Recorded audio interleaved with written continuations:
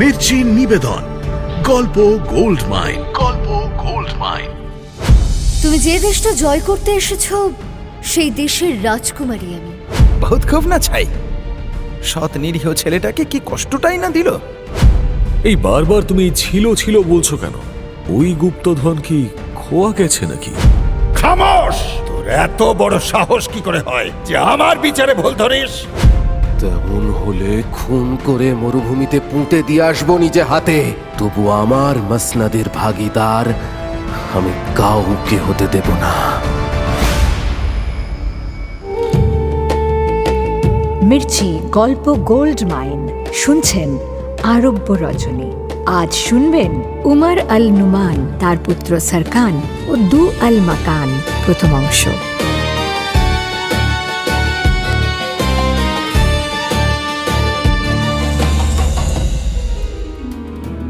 আগের পর্বে খলিফা হারুন আল রশিদের রক্ষিতা কুত আল কুলুব ষড়যন্ত্রের শিকার হয়।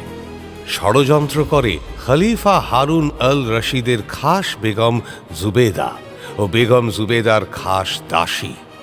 ষড়যন্ত্রের থেকে কুত আলকে উদ্ধার করে ভিনদেশি সওদাগর গনিম। নির্ঘাত মৃত্যুর হাত থেকে ফিরিয়ে আনে সে কুত আল কুলুবকে। তাকে নিয়ে তোলে নিজের বাগদাদের আস্তানায়। তার সেবা করে তাকে সুস্থ করে তোলে। দুজনের মধ্যে ভালো লাগার সম্পর্কটা যখন তৈরি হচ্ছে, ঠিক তখনই গনিম জানতে পারে আমি কুত আল কুলুব, আমি খলিফা হারুন আল রশিদের রক্ষিতা। গনিম নিজেকে সংযত করে। কুত আল কুলুব খলিফার সম্পত্তি, তাকে আগলে রাখে গনিম, অক্ষত রাখে তার সম্মান।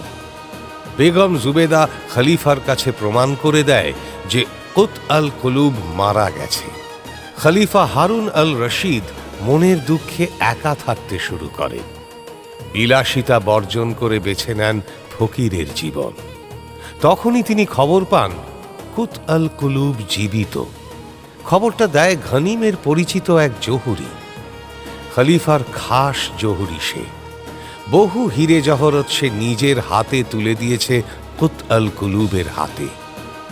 অবিবাহিত যুবক গনিমের ঘরে একজন মহিলার উপস্থিতি পড়শি বন্ধু পরিচিতদের মনে কৌতূহলের জন্ম দেয়। উঁকি ঝুঁকি দিতে শুরু করে তারা। তাদের মধ্যেই একজন সেই জহুরি যে একদিন কুত আল কুলুবকে দেখে ফেলে। খলিফা কুত আল কুলুবের খবর পেয়ে প্রচণ্ড চটে যান। রাগটা গিয়ে পড়ে কুত আল কুলুব ও গনিমের ওপর। তখনই উজির জাফরকে তিনি পাঠান গনিমের আস্তানায়। জাফর কুত আল কুলুবকে ফিরিয়ে নিয়ে যায়। খলিফা সন্দেহ করেন যে কুত আল কুলুবের সঙ্গে গনিমের শারীরিক সম্পর্ক গড়ে উঠেছে, তাই গনিমের শাস্তির হুকুম দেন তিনি। শাস্তির খবর গনিমের কানে আগে ভাগেই পৌঁছে দেয় সেই জহুরি। উজির জাফর তাকে গ্রেপ্তার করার আগেই গনিম পালায়। গনিমের পালানোয় খলিফা বিশ্বাস করে বসেন যে তাঁর সন্দেহ সঠিক। খলিফা উজিরকে বলেন, তাহলে অপেক্ষা করছো কেন? যাও, আমি পরওয়ানা জারি করে দিচ্ছি। ওর বাড়িতে খোঁজ নাও, পেলে টানতে টানতে নিয়ে এসো বাগদাদে। আর না পেলে? আর না পেলে ওর বাড়িতে আগুন লাগিয়ে দেবে, বাড়ির লোকদের টেনে হিঁচড়ে বের করে দেবে, গ্রাম ছাড়া করবে তাদের।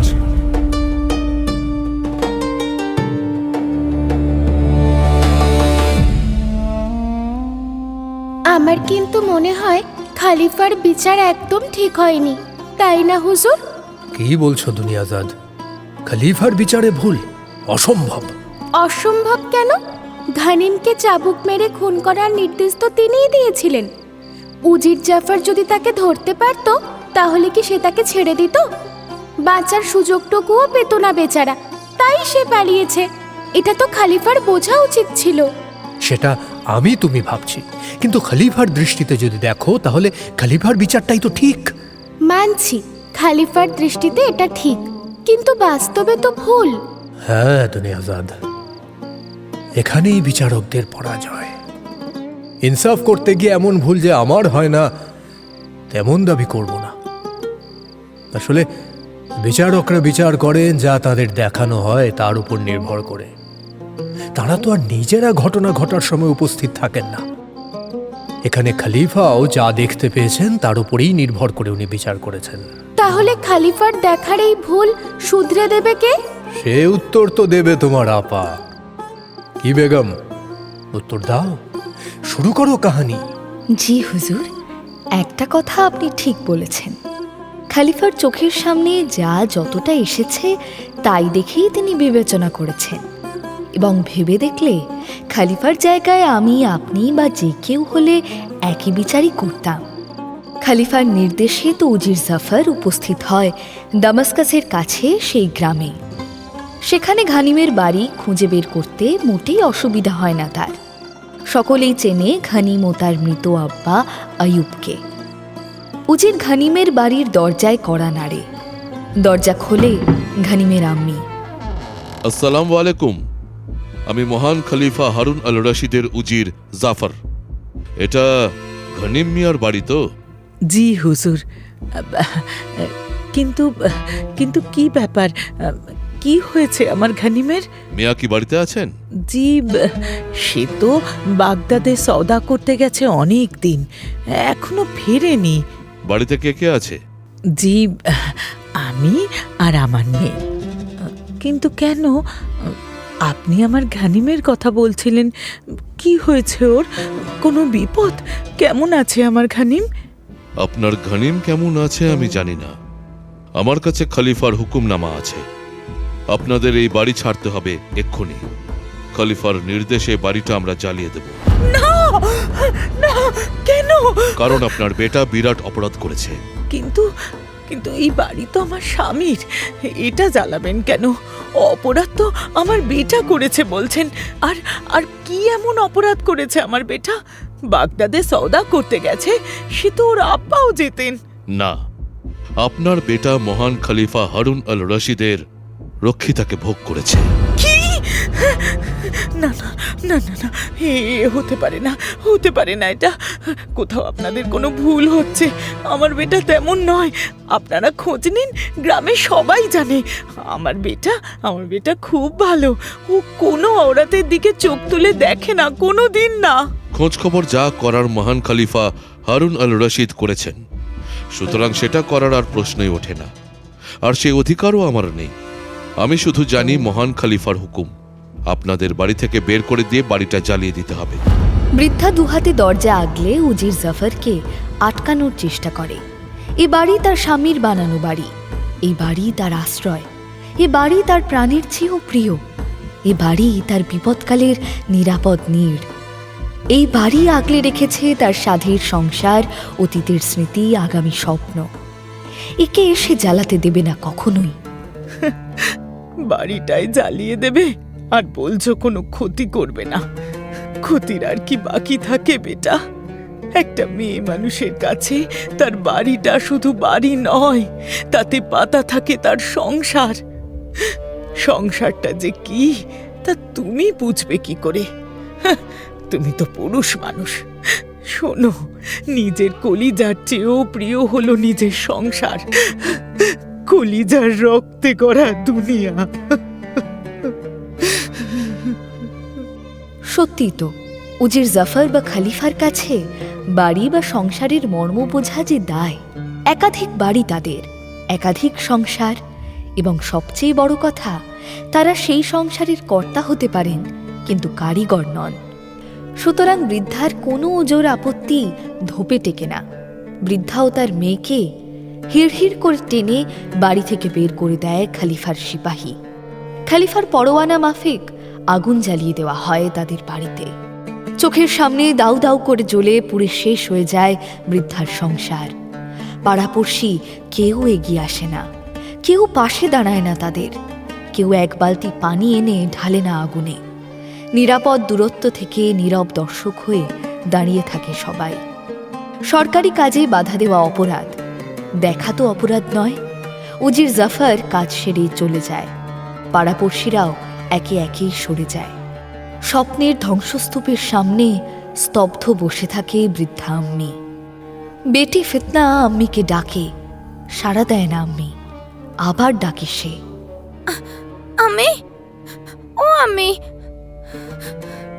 আমি কিছু বলছো না কেন?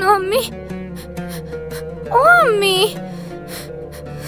হঠাৎ বৃদ্ধা আমি গা ঝাড়া দিয়ে উঠে সোজা হয়ে দাঁড়ায়, মেয়ের হাত ধরে বলে, চল। কোথায়? বাগদাদ। ইনসাফ চাই তার। সে প্রশ্ন করতে চায় খলিফার চোখে চোখ রেখে কেন তার সংসারটা পুড়িয়ে দেওয়া হলো। নিঃস্ব মা ও মেয়ে বাগদাদের পথ ধরে। আর ঘানিমের কি হয় আপা? কুতাল কুলুবেরই বা কি হয়? ঘানিম ছুটতে ছুটতে সেই পথের ধারে পড়ে যায় হোঁচট খেয়ে। সে কথা তো জাহাপানা নিশ্চয়ই মনে আছে আপনার। তারপর সে জ্ঞান হারায়। এভাবে যে সে কতক্ষণ পড়েছিল ওই পাথরের ধারেই তা একমাত্র ঈশ্বর জানেন।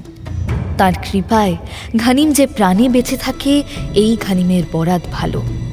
জ্ঞান ফেরে তার বাগদাদে তাকে নিয়ে আসে করিন জিন। ঘানিম যে পথে ছুটেছিল সে পথে রাতে জিনদের আনাগোনা। করিন ওই পথে যাবার সময় ঘানিমকে পড়ে থাকতে দেখে। করিন প্রথমে ভাবে যে ঘানিম বোধহয় মরেই গেছে। আরে নিশ্চয়ই এসব ওই ওদের কাজ। জিনদের নাম ডুবিয়ে ছাড়লো বেটারা। শুধু শুধু মানুষটাকে খুন করার কি হয়েছিল? তোর কোন পাকা ধানে মই দিয়েছিল শুনে? জিনদের মধ্যেও তো দুষ্টু জিন আছে, সবই তো আর ভালো নয়। অনেক জিন আছে মানুষ দেখলেই দুষ্টুমি করে, কোনো না কোনো অনিষ্ট করেই ছাড়ে। করিন ধরে নেয় তেমনই দুষ্টু কোনো জিনের পাল্লায় পড়েছিল এই ঘানিম, আর তারপর তার এই দশা। ঘানিমকে দেখে তার মায়া হয়। গায়ে হাতে পায়ে কাটা ছেঁড়া ভর্তি, কাপড় চোপড় ছিঁড়ে ফর্দা ফাই, চাপ চাপ রক্তের দাগ সারা শরীরে, হাত পা ছড়িয়ে পড়ে আছে বালির উপর। ইস, বেচারাকে একেবারে নাজেহাল করে ছেড়েছে। না জানি কার কপাল পুড়ল, কোন মায়ের কোল খালি হলো কে জানে। কে জানে কোন বিবির সংসার ভাঙলো, কোন বাচ্চা অনাথ হলো আবার কে জানে। করিনের চোখে পানি চলে আসে। এক ফোঁটা পানি চোখ থেকে গড়িয়ে পড়ে ঘানিমের কপালে। করিন ঘানিমের মাথায় হাত বুলিয়ে দেয়, আর তখনই খেয়াল হয় ঘানিমের শরীরে তাপ আছে তখনও। মানে মরেনি, বেঁচে আছে মানুষটা? জিনরা নানা জাদুটোনা জানে, করিনও জানে। সে বিড়বিড় করে মন্ত্র পড়ে ঘানিমের সারা শরীরে ফুঁ দেয়, আর ঘানিমও একেবারে সুস্থ হয়ে ওঠে। তার কাপড় চোপড়ও সব ঠিকঠাক হয়ে যায়। চোখ মেলে চায় ঘানিম, ধরফর করে উঠে বসে। করিনকে দেখে ভয় হয় ঘানিমের। সে ছিটকে কিছুটা সরে যায়, হাত জোর করে বলে, আমার বিশ্বাস করো, আমার কথা বিশ্বাস করো, আমি কুতালের কোনো সর্বনাশ করিনি। আমি তাকে খুব যত্নে রেখেছিলাম। আমি তার সঙ্গে এক খাটে শুইনি পর্যন্ত। থামবে মিয়া, এসব কি নাটক? করিনের ধমকে ভয় চুপ করে যায় ঘানিম। অন্ধকারে সে করিনকে ঠিক ঠাহর করতে পারে না। ভাবে খলিফার সিপাহী বুঝি তাকে ধরতে এসেছে। আরে না না না, খলিফার সেপাই টেপাই কিচ্ছু না। আমি ওই পাশের গাঁয়ে থাকি। এই বাগদাদে গেছিলাম কাজে, ফিরতে রাত হয়ে গেল। পথে দেখি তুমি পড়ে আছো। তা কে তুমি? এখানে এভাবে এই সময় পড়েছিলে কেন? তুমি জানো না রাতের বেলায় এই রাস্তায় জিনরা যাতায়াত করে? তারা মানুষ পেলে একেবারে নাজেহাল করে ছাড়ে, অনেক সময় খুন পর্যন্ত করে দেয়। খুন? কিন্তু তাহলে তুমি যে যাচ্ছ এই পথে? করিন নিজের আসল পরিচয় গোপন করে। সে যে জিন তা জানলে যদি ঘানিম ভয় পেয়ে যায়। সে বলে, আমার কথা ছাড়ো, জিনরা আমায় খুব ভালো করে চেনে, আমায় কিচ্ছু বলবে না। তোমার কথা আগে বলো। ঘানিম নিজের কথা আগাগোড়া সব খুলে বলে, এমনকি কুত আলীর সঙ্গে কাটানো প্রতিটা মুহূর্তের কথা বলে। সব শুনে করিন বলে, বুঝলাম, একটা ভুল বোঝাবুঝি হচ্ছে কোথাও। কিন্তু তুমি এখন কোথায় যাবে? বিপদে পড়লে মানুষ কোথায় যেতে চায়? নিজের বাড়িতে নিশ্চয়ই। ঘানিমও নিজের বাড়িতে ফিরতে চায়। করিন তাকে বুদ্ধি দেয়, এক কাজ করো, আমার সঙ্গে এখন বাগদাদে ফিরে চলো। আজ রাতটা ওখানেই থাকো। আমি তোমাকে এমন জায়গায় লুকিয়ে রেখে আসবো যে খালিফার সিপাহীরা খুঁজে পাবে না। কাল খুব ভোর ভোর উট নিয়ে তোমার কাছে আমি পৌঁছে যাব। তারপর তোমাকে আমি তোমার বাড়ি নিয়ে যাব। ঘানিম কারিনের কথায় ভরসা করতে পারে না। একটা অপরিচিত লোক গায়ে পড়ে এভাবে সাহায্য করলে সন্দেহ তো হবেই। তার উপর ঘানিম আবার খালিফার ফেরারি আসামি। সে কারিনের কথায় রাজি হতে চায় না। কারিন তাকে বোঝায়, আরে এছাড়া আর কোনো পথ নেই তোমার। এই অন্ধকার রাতে কোথায় যাবে তুমি? পথ চিনতে পারবে? আরে পথ চেনা তো পরের কথা, জান নিয়ে টানাটানি না হয়ে যায়। বললাম না, এই পথে জিনরা ঘোরাফেরা করে। সুতরাং ইচ্ছে না হলেও ঘানিম কারিনের সঙ্গে বাগদাদে ফেরে। বাগদাদে এক বুড়ো সরাইখানায় তাকে রেখে বিদায় নেয় কারিন। জিনদের কাছে নানা খবর থাকে, তাদের মধ্যে খবর আদান প্রদান হয়। কারিন এক জিনকে ঘানিমের কথা বলতেই বন্ধু বলে, আরে হ্যাঁ হ্যাঁ, উজির জাফর তো ধরতে গেছিল ওই লোকটাকে, না পেয়ে সে ছুটেছে ওর গ্রামে। ওর বাড়ি ঘর জ্বালিয়ে দেওয়ার হুকুম দিয়েছেন খলিফা। হায় আল্লাহ! কারিন আর দেরি করে না, সে ছোটে ঘানিমের গাঁয়ের দিকে। কিন্তু দেরি করে ফেলে সে। তার আগেই খলিফার নির্দেশে উজির জাফর ঘানিমের বাড়ি জ্বালিয়ে দিয়েছে। ঘানিমের আম্মি তার বোন ফিতনা বেপাত্তা। সেরেছে। এবার কি করব? কোথায় খুঁজবো এই আম্মার বেটিকে? আমি তো ওদের চিনিও না ছাই।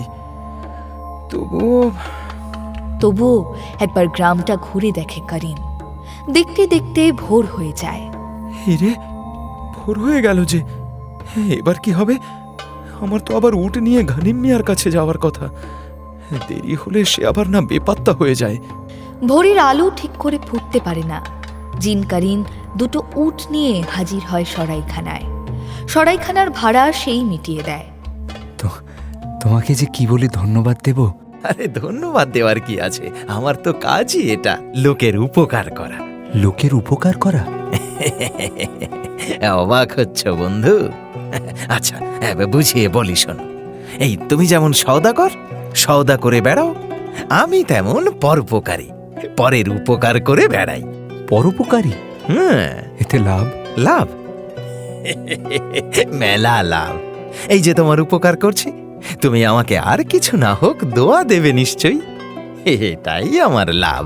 কারিনের কথাবার্তা বেশ গোলমেলে লাগে ঘানিমের। লোকটা আবার তাকে খলিফার কাছে নিয়ে যাবে না তো? হয়তো বন্দোবস্ত করে পাকা করে এসেছে। খলিফার হাতে তাকে তুলে দিয়ে দিনার কামাবে। ঘানিম সাবধান হয়ে যায়, কিন্তু বিপদ কিছু ঘটে না। উটের পিঠে চড়ে বাগদাদ ছেড়ে তারা মরুভূমিতে পড়ে। মরুভূমির ওপর দিয়ে চলতে থাকে তারা। দিন গড়াতে থাকে, এগিয়ে চলে তারা। এভাবে চলতে চলতে ভর দুপুর হয়ে যায়। চড়া রোদের হাত থেকে বাঁচতে তারা একটা খেজুর বাগানে আশ্রয় নেয়। গাছের ছায়ায় গা এলিয়ে ঘুমিয়ে পড়ে ঘানিম। বেটা, বেটা। ঘুমের মধ্যেও আম্মির ডাক শুনতে ভুল হয় না ঘানিমের। সে ধরফর করে উঠে বসে। আম্মি আর বোনকে সামনে দেখে লাফ দিয়ে উঠে জড়িয়ে ধরে ঘানিম। আম্মি কেঁদে ফেলে তার বেটাকে পেয়ে। ছেলেকে এতদিন না পাওয়ার দুঃখ, তার সাধের সংসার পুড়ে ছারখাড় হয়ে যাওয়ার দুঃখ, তার সব দুঃখ যেন চোখের পানি হয়ে বেরিয়ে আসে। সেও ছেলেকে জড়িয়ে ধরে। কারিন দূর থেকে লক্ষ্য রেখেছিল ঘানিমের ওপর। সে দেখে সওদাগরদের একটা দল এসে দাঁড়ায় ওই বাগানের সামনে। দলের সকলে বাগানে ঢুকে গায়ে এলিয়ে বসে পড়ে। ওদের মধ্যে দুজন মহিলাও আছে। তারা দুজন হঠাৎ ছুটে যায় ঘানিমের দিকে, তাকে ডেকে তুলে জড়িয়ে ধরে, রীতিমতো কান্নাকাটি জুড়ে দেয়। আরে আরে, এটাই কি ঘানিম মিয়ার আম্মার বোন নাকি? দেখি। ঘানিমের কাছে ছুটে যায় কারিন। তাকে দেখিয়ে ঘানিম বলে, এই যে আম্মি, এই সেই দরিয়া দিল ইনসান, এর দয়ায় আমি বেঁচে আছি। আরে না না আম্মি, আমি বাঁচানোর কে? সবই আল্লাহর দান। আল্লাহ তোমার ভালো করুন বেটা, ভালো করুন। কারিন তাদের ফিরিয়ে নিয়ে যায় বাগদাদে। সেই বুড়োর সরাইখানাতেই আম্মি বেটা ও বেহেনকে রেখে মাথার ঘাম ঝেড়ে ফেলে। বলে, উফ, এদিকটা তো সামলানো গেল, এবার করিন পৌঁছে যায় খলিফার দরবারে। উজির জাফর তখন খলিফার হুকুম মতো ঘনিমের বাড়ি জ্বালিয়ে সবে ফিরেছে সেখানে। খলিফাকে কুর্নিশ করে বলছে, ঘনিম মিয়ার সন্ধান মেলেনি, তবে আপনার নির্দেশ মতো ওর বাড়ি জ্বালিয়ে দিয়ে এসেছি। আর বাড়ির লোকজন? লোকজন বলতে শুধু আম্মি আর এক বোন, তারা কিছুই জানে না হুজুর। তাদের বাড়ি থেকে বের করে দিয়ে এসেছি। বহুত খুব, বহুত খুব না ছাই। সৎ নিরীহ ছেলেটাকে কি কষ্টটাই না দিল, বেচারার মা বোনকে পর্যন্ত ছাড়ল না। না না, খলিফার এই বিচার ঠিক নয়, এটা মেনে নেওয়া যায় না। কিন্তু কে বোঝাবে তাকে? জিনরা খলিফাদের এমনি খুব ভয় পায়। খলিফার সামনে দাঁড়ানোর সাহস হয় না তাদের। করিনও দাঁড়ায় না সামনে, সে হাওয়া হয়ে থাকে দরবারে। কিন্তু খলিফাকে ফাঁকি দেওয়া মোটেই সহজ হয় না। তিনি করিনের কথা শুনে ফেলেন, টের পেয়ে যান তিনি। করিন ঠিক যে জায়গাটায় ছিল সেদিকে তাকিয়ে খলিফা বলেন, কে তুই? কেন এসেছিস? সামনে আয়। খলিফা তাকাতেই তো করিনের জানটা ফুরুত করে উড়ে যায় আর কি। তারপর যখন গম্ভীর গলায় খলিফা হুকুম করেন তাকে, তখন তো তার প্রায় কাপড় চোপড় নোংরা করে ফেলার জোগাড়। নেহাত মনে তার পাপ নেই, তাই সে নিজের শরীর ধরে খলিফার সামনে এসে দাঁড়ায়। লম্বা কুর্নিশ করে বলে, আমার নাম করিন। করিন, তো এখানে কেন এসেছিস? কি বলছিলি যেন বিড়বিড় করে? আমার এই বিচার ঠিক নয়, মেনে নেওয়া যায় না। জি হুজুর, অভয় দেন তো বলি। প্রবাদ আছে খলিফার কাছে সঠিক বিচার মেলে। তাতে কি কোনো সন্দেহ আছে? জি, তাই তো খুব আশা নিয়ে এসেছি মহান খলিফার কাছে। কি বিচার চাই তোর? জি, চাইতে ভরসা পাচ্ছি না হুজুর। চাইতে গেলেই আপনি আমার সর্বনাশ করে দেন যদি আমার পুরো কথাটা না শুনেই। কেন? জি, সেটাই তো বলতে ভয়। এসব ফালতু কথা বলিস না, আসল কথা জলদি বল। আমার অনেক কাম কাজ আছে। মারধর করবেন না তো? ভয় হয় যদি মন্ত্র পড়া জ্বালার মধ্যে পুরে দেন। ভয় নেই, কিচ্ছু করব না। বল কি বলবি? কিসের বিচার চাই তোর? জি, একজন মহান বিচারক একটা ভুল বিচার করেছেন, মারাত্মক ভুল বিচার। কে সে? কোন কাজে? জি, কাজই নয়, তবে আপনি। খামোশ! তোর এত বড় সাহস কি করে হয় যে আমার বিচারে ভুল ধরিস? এই জন্যই তো বলতে চাইনি, জানতাম লাভ নেই। না শুনেই গাঁক গাঁক করে চিল্লাবেন, ধমকে ধামকে পিলে চমকে দেবেন। ভরা দরবারে করিনের এমন কথা শুনে থমকে যান খলিফা স্বয়ং। সবার মুখগুলোয় একবার চোখ বুলিয়ে তিনি শান্তভাবে জিজ্ঞেস করেন, আমার কোন বিচারে কি ভুল হয়েছে শুনি, বল। এমন সুযোগ যে পাবে ভাবতেও পারেনি করিম। সুযোগ পেয়ে সে ঘনিম ও কুত আলের পুরো ঘটনাটা আত্মপান্ত খুলে বলে। সব শুনে চিৎকার করে ওঠে খলিফা, কে আছিস? খাস বেগমকে তলব দে এক্ষুনি। আর ঘনিম মিয়ার কি হবে হুজুর? তাকে যে রেখে এসেছে ওই সরাইখানায় তার আম্মি আর বেহেনের সঙ্গে। আর আপনার কুতাল কুলুবের? জাফর। জি হুজুর। শোনো জাফর, তুমি এক্ষুনি যাও, ঘনিম আর তার পরিবারকে নিয়ে এসো আমার কাছে। তবে হ্যাঁ, কোনো জোর জবরদস্তি নয়। বিনা কারণে অনেক অত্যাচার করে ফেলেছি আমি, কিন্তু আর নয়। এবার তাকে পুরস্কার দেব আমি, উচিত পুরস্কার। পুরস্কার দেন খলিফা। ঘনিম আর কুত আল কুলুবের শাদি করান তিনি নিজে দাঁড়িয়ে থেকে। ঘনিমকে দরবারে উজিরের পদে বহাল করেন এবং ঘনিমের বোন ফিতনাকে নিজে শাদি করেন। বেগম জুবেদারও শাস্তি হয়। 1 বছর তিনি বেগমের মুখ না দেখার পণ করেন। তবে বুড়ি দাসীকে ভালো মতন শাস্তি দেন খলিফা। তার গর্দানের হুকুম দেন তিনি। ঘনিম মিয়ার নসিব ভালো যে করিনের মতো একটা জিনের সঙ্গে মোলাকাত হয়েছিল, নইলে যে তার কি অবস্থা হতো। সবই আল্লাহর কৃপা হুজুর। ঠিক বলেছ বেগম, আল্লাহর কৃপা। তাহলে দুনিয়াজাদ, তোমার প্রশ্নের উত্তর পেলে তো? কে শুধরে দিল খলিফার দেখার ভুল? সে না হয় বুঝলাম, আল্লাহর কৃপায় গারিন খালিফার দেখার এই ভুল শুধরে দিল। ঠিকই বলেছ। আর একটা কাহিনী শুরু করো, রাত তো এখনো বাকি। হ্যাঁ আপা। তাহলে শুনুন জাহাপনা।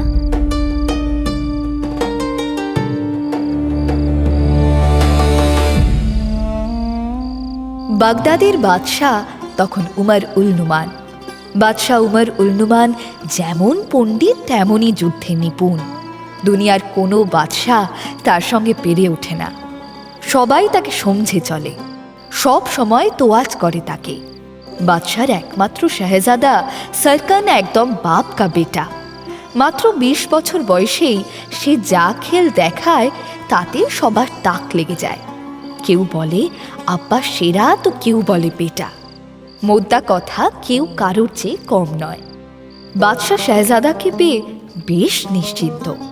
তারপরে শাহজাদা সরকানি সামলাবে তার মসনদ।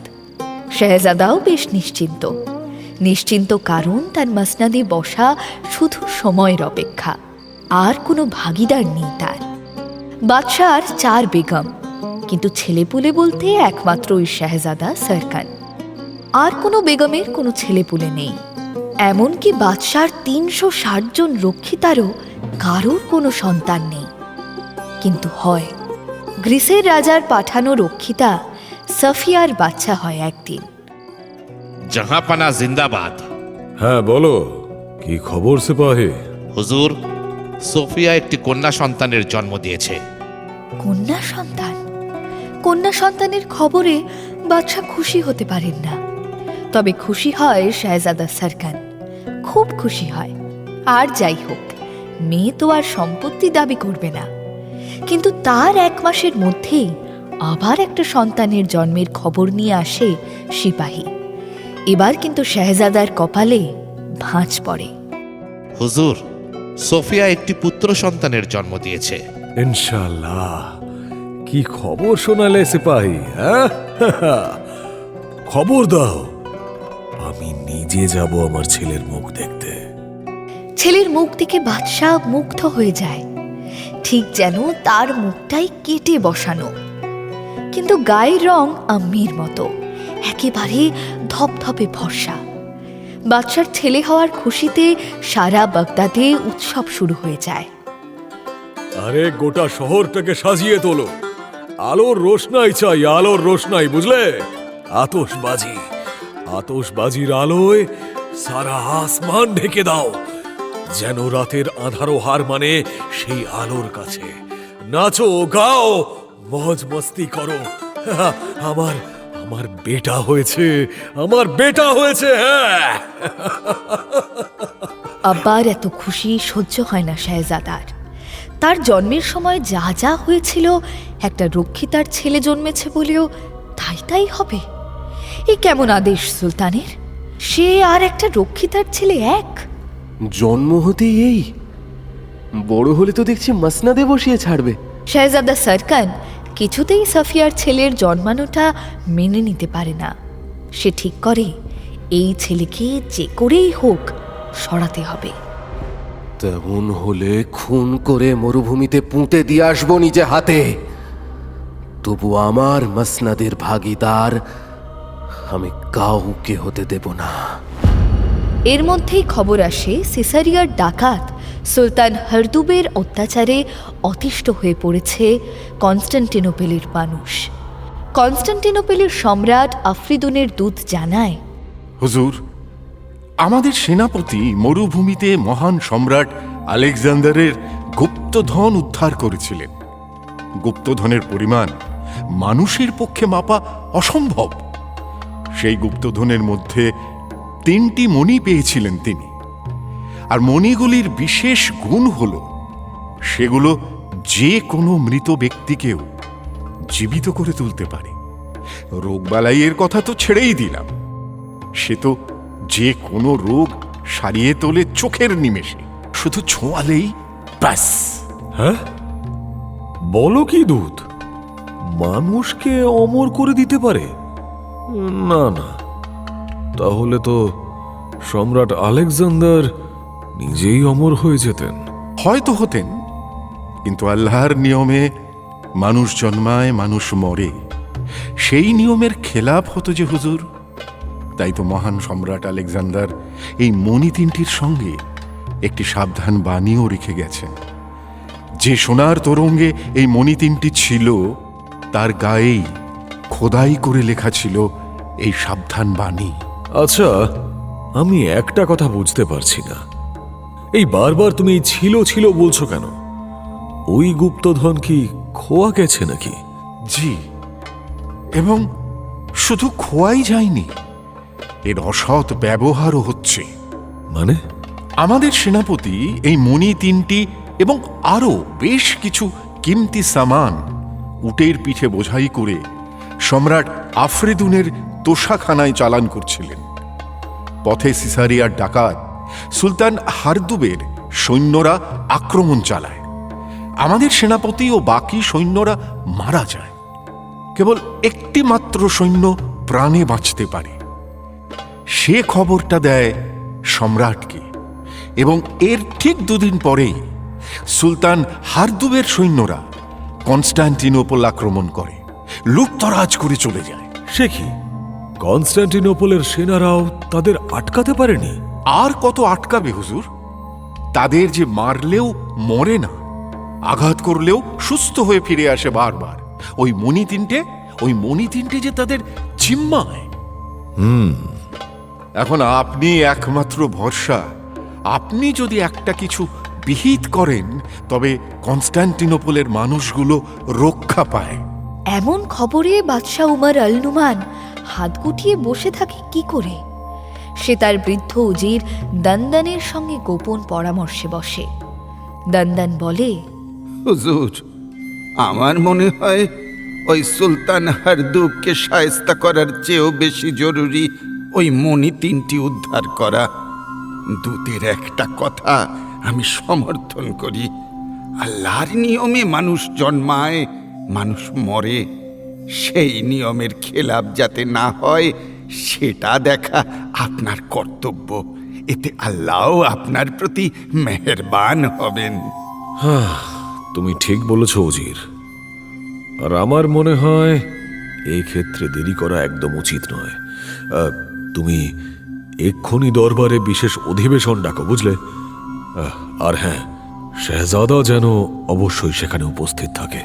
জাহাপানা নুমানের হুকুমে সন্ধেবেলা বিশেষ দরবার ডাকা হয়।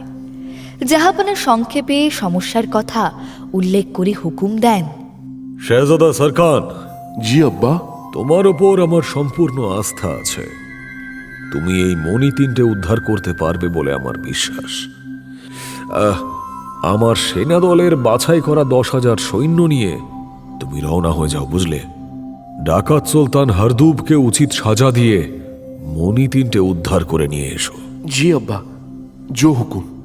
আর তোমার সঙ্গে উজির দানদানও যাবে। সে তোমার ও তোমার সেনাদের রসদদারের দায়িত্বে থাকবে, এবং প্রয়োজন পড়লে তুমি তার সঙ্গে সলা পরামর্শও করতে পারবে। তোমরা প্রস্তুত হয়ে নাও। জি। 3 দিনের মধ্যে অভিযানের প্রস্তুতি সারা হয়ে যায়। পরের দিন অভিযান শুরু করে শাহজাদা সরকার। 21 দিনের মাথায় তারা এসে থামে শত্রুর সীমানায়। সম্রাট আফ্রিদুন আগে থেকেই সেখানে শাহজাদা ও তার সেনাদের জন্য ছাউনি বানিয়ে রেখেছিল। সেখানেই 3 দিনের বিশ্রামের সিদ্ধান্ত নেয় শাহজাদা সরকার। আরও একটা কারণ অবশ্য ছিল তার 3 দিন অপেক্ষা করার।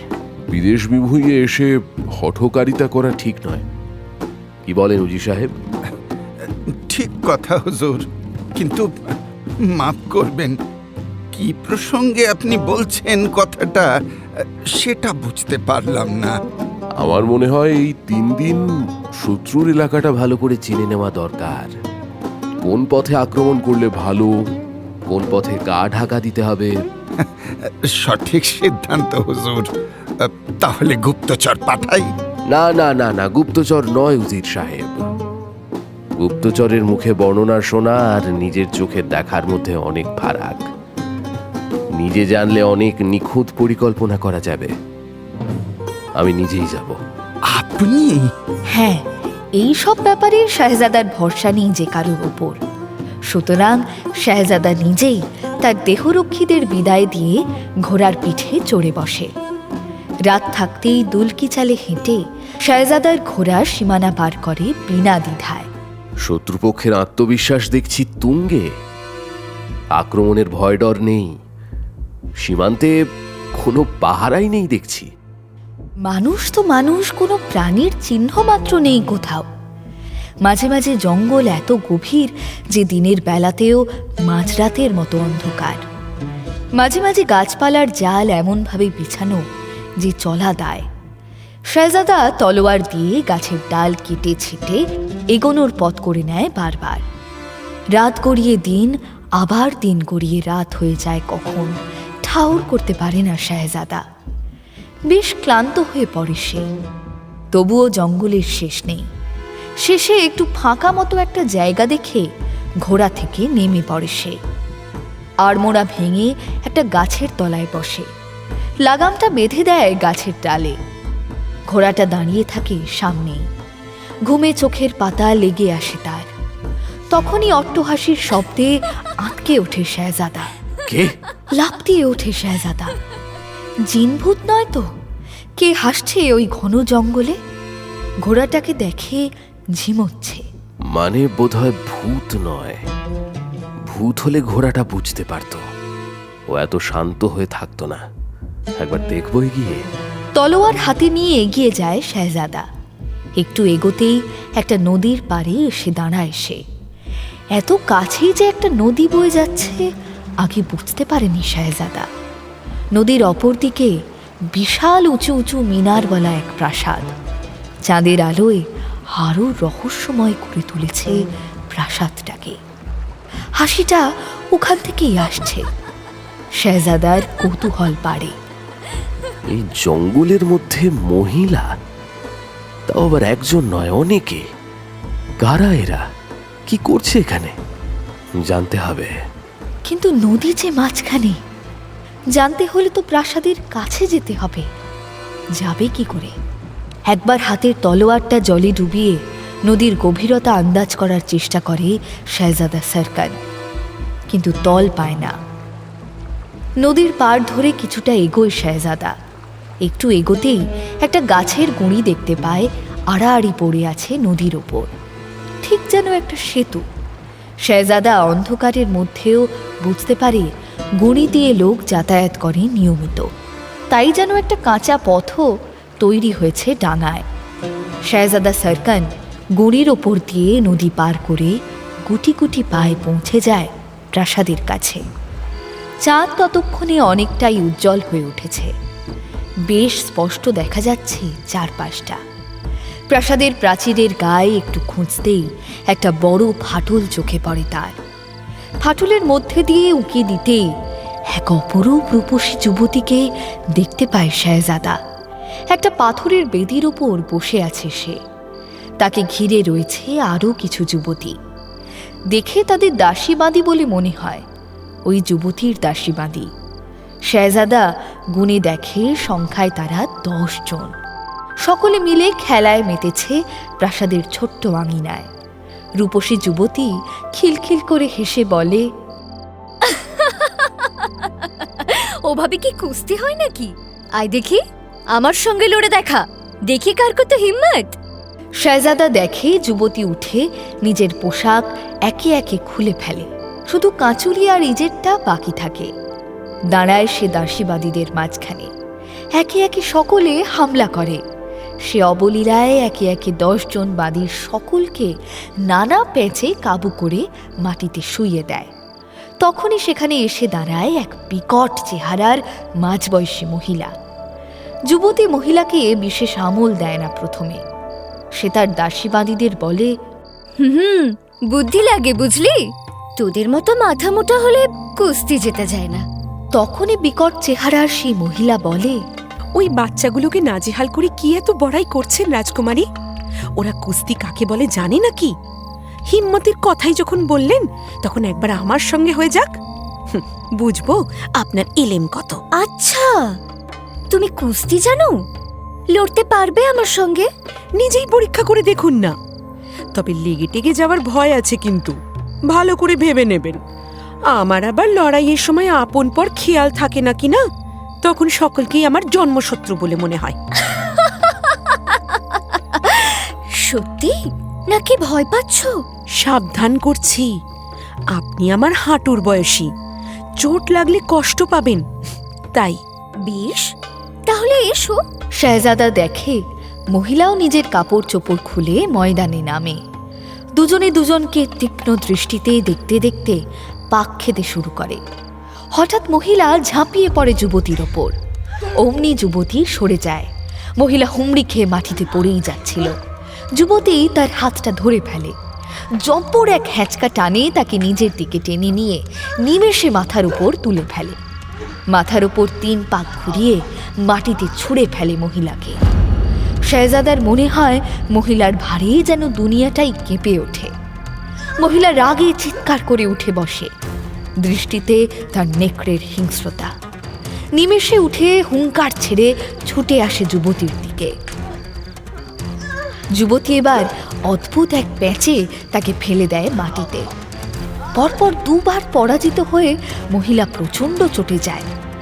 মাটি থেকে উঠে খ্যাপা ষাঁড়ের মতো আবার ঝাঁপিয়ে পড়ে যুবতীর ওপর। যুবতী একটু ঘুরে তাকে জাপটে ধরে পিছন থেকে। মহিলাকে নিজের মাথার উপর দিয়ে উল্টে ফেলে দেয় মাটিতে। মহিলা যন্ত্রণায় চিৎকার করে ওঠে। মহিলার বুকের উপর নিজের পা তুলে দিয়ে যুবতী বলে, এখনো যদি তোমার মনে হয় তুমি আমার চেয়ে ভালো কুস্তি জানো, তবে তাই সই। এবার কিন্তু বাড়াবাড়ি হয়ে যাচ্ছে। যুবতীর হাতের ইশারায় এক দাসী মহিলার খুলে রাখা পোশাকটা এনে দেয়। যুবতী সেটা মহিলার দিকে এগিয়ে দিয়ে বলে, যাও, নিজের কাজে যাও। যুবতীর হাত থেকে নিজের পোশাকটা নেয় মহিলা। যুবতী ফিরে গিয়ে বসে বেদিতে। মহিলা মাথা নিচু করে বিদায় নেয়। দাসীবাদীদের হুকুম দেয় যুবতী, এবার তোরাও যা, যে যার কাজ কর গিয়ে। এত ভালো একটা কুস্তির লড়াই কি আর পাঁচিলের ফাটল দিয়ে দেখে মজা আছে নাকি? তাই শাহজাদা সরকার নিজের অজান্তেই কখন পাঁচিলের ওপর উঠে বসে নিজেও জানে না। সবাই চলে গেলে হঠাৎ যুবতীর নজর পড়ে সেদিকে। কে কে ওখানে? যুবতী শাহজাদাকে দেখে উঠে দাঁড়িয়ে হাঁক পাড়ে।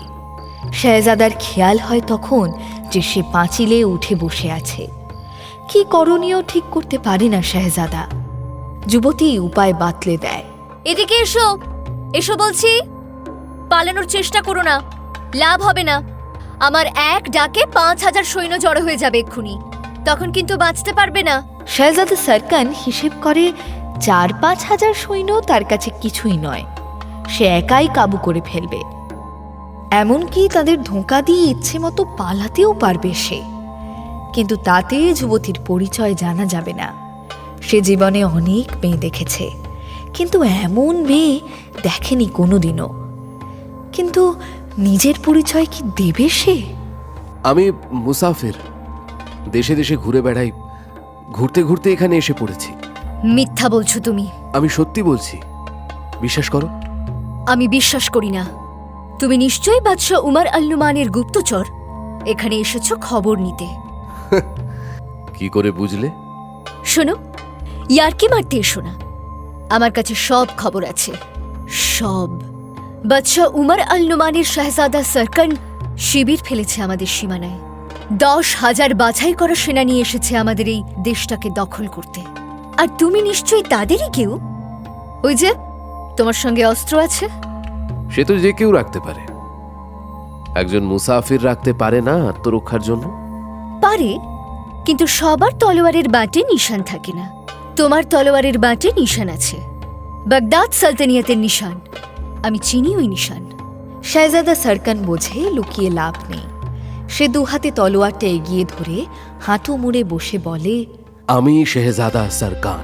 ও, তাহলে তুমি সেই শাহজাদা সরকার? শুনেছি তুমি নাকি খুব যুদ্ধবাজ লোক। সুলতানরা নাকি তোমার ভয়ে কাঁপে। তা দেখি তোমার কত এলেম। হয়ে যাক এক হাত আমার সঙ্গে। হাতের আর কি দরকার? তোমার ওই নজরেই আমি ঘায়েল হয়ে গেছি বিলকুল। আচ্ছা, মেয়ে পটানোর বিদ্যাটাও বেশ ভালো জানো দেখছি। কিন্তু এখানে ওই বিদ্যা ফলাতে এসো না, হালে পানি জুটবে না। যুবতীর সঙ্গে এ কথা সে কথায় বেশ আলাপ জমে যায়। আঙিনা ছেড়ে যুবতীর সঙ্গে প্রাসাদের অন্দরমহলে পৌঁছে যায় শাহজাদা। প্রাসাদের একটা সুন্দর সাজানো গোছানো ঘরে এসে দাঁড়ায় তারা। চারদিকটা একবার দেখে নিয়ে শাহজাদা বলে, এটা বুঝি তোমার ঘর? না, তোমার। আমার? হ্যাঁ। পছন্দ হলো না? পছন্দ তো হয়েছে, কিন্তু আমাকে এখানে আনলে কেন? বন্দি করতে? বন্দি? কেন? নিজের উপর ভরসা নেই তোমার? তা থাকবে না কেন? তাহলে ভয় পাচ্ছ কেন? শুনেছি তুমি নাকি গোটা একটা সেনা দলকে কাবু করতে পারো একাই। তা পারি। তাহলে নিশ্চিন্তে থাকো, অপেক্ষা করো, বিশ্রাম নাও, খাওয়ার সময় ডাক পড়বে। আর সাবধান। ওটা না থাকলেও চলবে, মেহমানদের আমরা ক্ষতি করি না, এটা আমাদের উসুল। শাহজাদা সরকান ঘুমিয়ে ঘুমিয়ে বহু স্বপ্ন দেখেছে, কখনো সুখের, কখনো দুঃখের, কখনো ভয়ের, আরো কত রকমের। কিন্তু এমনটি কোনোদিনও দেখেনি যা সে জেগে দেখল। এতটা সময় যে কোথা দিয়ে বেরিয়ে যায় বুঝতেই পারে না। কোথায় তার যুদ্ধের শিবির, কোথায় সৈন্য সামন্ত, কোথায় মণি উদ্ধার। ঘোড়াটার কথাও মনে পড়ে না তার। ঘরের নরম বিছানায় শুয়ে শুয়ে সে বিভোর হয়ে ভাবতে থাকে শুধু ওই যুবতীর কথা। ছিলাম হুজুর, খানা তৈরি। দাসীর কথায় ভাবনায় বাধা পড়ে শাহজাদার। কথা না বাড়িয়ে সে দাসীর পিছনে পা বাড়ায়। শাহজাদার খানা খাওয়ার আগ্রহ যতটা, তার চেয়ে অনেক বেশি আগ্রহ সেই যুবতীকে দেখার। তাকে দেখে যেন আশ মেটে না মনের। তার সঙ্গ ছাড়া যেন দুনিয়ায় আর কিছুই নেই আগ্রহের। দাসী তাকে বড় একখানা ঘরে এনে বসায়। যুবতী সে ঘরে আগে থেকেই ছিল। শাহজাদাকে অভ্যর্থনা জানিয়ে সে বলে, এসো, খানা তৈরি। তো সে হোক না খানা তৈরি, তাতে শাহজাদার কি? খানা তৈরি হলেও কি, না তৈরি হলেও কি? শাহজাদার খিদে তো আর পেটের নয়, মনের। মন যে তার ওই যুবতীর জন্য হাহাকার করছে, কিন্তু কি বলবে সে? আচ্ছা, তোমার নামটা কিন্তু এখনো জানা হয়নি। যুবতী শাহজাদার জন্য খানা বেড়ে দিচ্ছিল একটা সোনার থালায়। থেমে একবার শাহজাদার চোখে চোখ বুলিয়ে বলে, ইরবিজা। যুবতীর হাত আবার কাজে লেগে পড়ে। একে একে প্রত্যেকটা পদ থালায় তুলে এগিয়ে দিতে দিতে বলে, তুমি যে দেশটা জয় করতে এসেছ সেই দেশের রাজকুমারী আমি। আমার আব্বা সিসিরিয়ার সম্রাট হারদুব। নাও, খেয়ে নাও। রাজকুমারী ইরবিজার কথায় শাহজাদা সরকান বেশ অপ্রস্তুত হয়ে পড়ে। যাকে খুন করতে এসেছে তারই মেয়ের এগিয়ে দেওয়া খাবার সে খায় কি করে? কি ভাবছ, বিষ মিশিয়ে দিয়েছে কিনা? না না, সে কথা নয়, ভাবছিলাম। তাহলে থালাটা নিচ্ছ না কেন? নাও।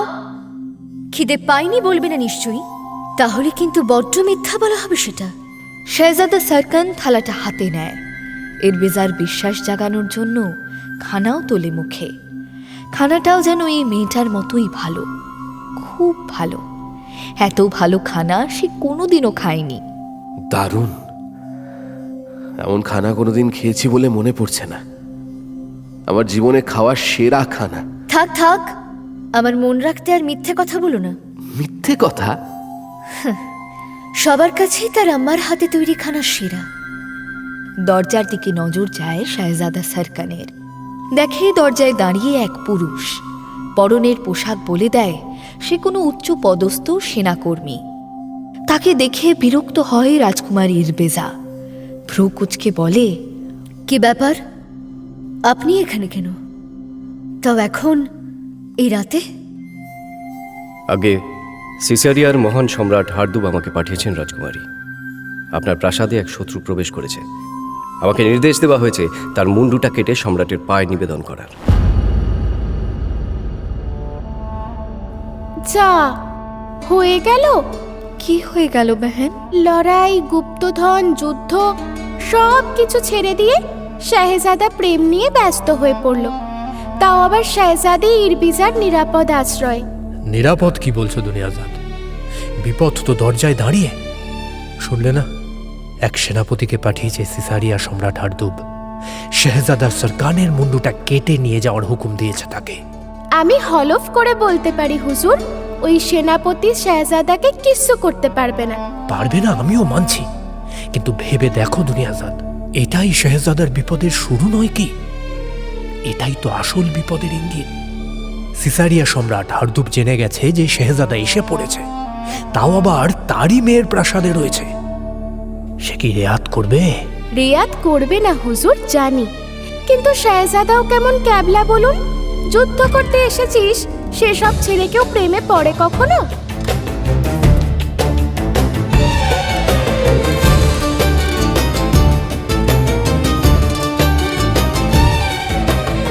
ঠিকই তো, এ কেমন শাহজাদা?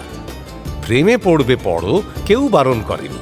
একটু দেখে শুনে সময় বুঝে পড়ো। আরে ওই প্রেমের ফাঁদে পড়ে জানটাও তো খোয়া যেতে পারে। তখন তখন গুপ্তধন উদ্ধারের কি হবে? আর ওদিকে যে একটা ভাই জন্মে গেছে, দেশে তোমার আব্বা ফুর্তির ফোয়ারা ছুটিয়ে দিয়েছে, সেটা ভুলে গেলে? এবার যদি মসনদ নিয়ে টানাটানি হয়, তখন কি তোমায় বাঁচাবে তোমার প্রেম? কি জানি কি হয়, কোন দিকে গড়ায় বেগমের কাহানি। পারবে কি শাহজাদা সরকান গুপ্তধন উদ্ধার করতে? পারবে নিজের মসনদটা রক্ষা করতে?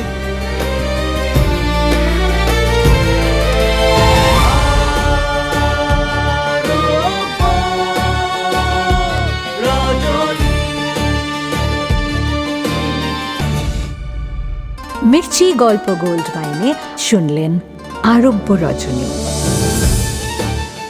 গল্প পাঠে শেখর, শাহরিয়ার, অমিত দে, দুনিয়াজাদ, বর্ণালী দে বর্ম, শেহরাজাদ, সাঁজবাতি দাস, ঘনিম, আর্য জানা, ঘনিমের মা গার্গী হর চট্টোপাধ্যায়, খলিফা সুদীপ্ত ঘোষ, জফর রামস্বরূপ গাঙ্গুলি, ফেতনা ঘনিমের বোন শ্রীলেখা, জেন করিন স্পন্দন দাস, উমর আল নুমান অর্ঘ্যমাল্য মাইতি, শাহজাদা সরকান সায়ন্তন ঘোষ, রাজকুমারী এরবেজা, অধ্যায় সাহা, দূত পার্থ রয়, মহিলারক্ষী তৃণাঞ্জনা দাস, সেনাপতি শুভদীপ্ত ভট্টাচার্য, নাট্যরূপ শিবাশিস বন্দ্যোপাধ্যায়, নাট্যরূপ সহায়তা শুদ্ধ সত্য দাশগুপ্ত, শব্দগ্রহণ ও আবহ সত্যজিৎ সেন, শব্দ পরিকল্পনা ও মিশ্রণ সব্যসাচী মুখার্জি, পরিচালনা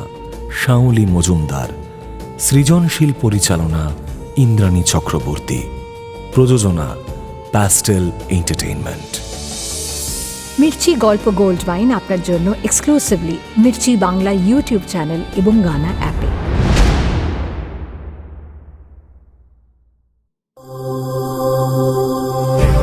মির্চি নিবেদন গল্প গোল্ড মাইন। গল্প গোল্ড মাইন।